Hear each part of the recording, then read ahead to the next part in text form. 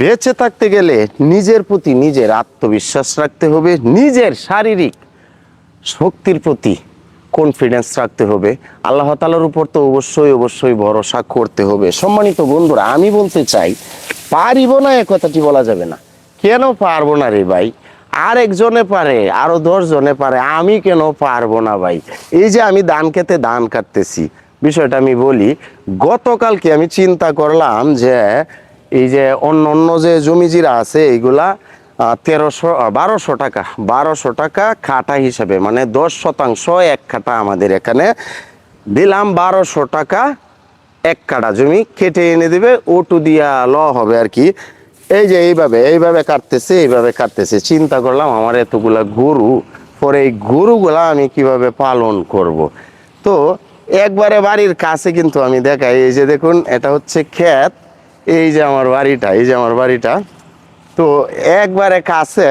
তো এটাও যদি আমি কামলা দিয়া কাটাই তাহলে কিন্তু 1200 টাকা কাটা নিবে, আর হচ্ছে এই যে এখানে কেটে নিয়ে যাবে।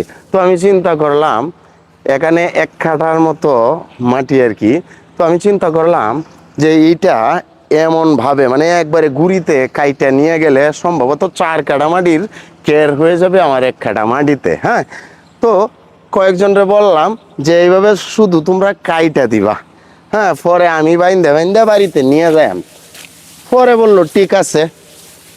পরে রাত্রে আবার আয়সা বলতেছে যে আমরা তো কাইটা দিতে পারবো না।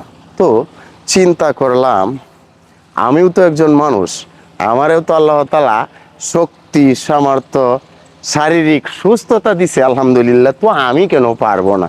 আল্লাহর নামে কিন্তু ভাই শুরু করে দিলাম। এই যে ক্যামেরায় আছে আমার ভাতিজা রাশিদুল, ভাতিজারে লইয়া এই তো প্রায় কাইটা শেষ, কাটতেছি। তো প্রিয় বন্ধুরা, এই ভিডিওটা কেন করলাম? এই ভিডিওটা করলাম একটা কারণেই ভাই, কথা হয়েছে যে নিজের প্রতি কনফিডেন্স রাখতে হবে আমাদের। পারিব না এ কথাটি বলা যাবে না। আর একজন পারে, আমি কেন পারবো না ভাই? আমাদের শরীরে আল্লাহ তাআলা কিন্তু ভাই শক্তি দিছে। হ্যাঁ, আমাদেরকে শক্তি দেওয়ার উদ্দেশ্য এই না যে আমরা শুধু বৈশা খাবো, টাকা পয়সা আছে, অন্যদেরকে করাবো, তাহলে কিন্তু ভাই হলো না। আমরা মানুষ, আমাদেরকে আল্লাহ তাআলা এই দুনিয়াতে পাঠাইছে শুধু হালকা কাজ করার জন্য না ভাই। বাড়ি কাজ করব আমরা, হালকা কাজ করব, এটাই তো ভাই জীবন।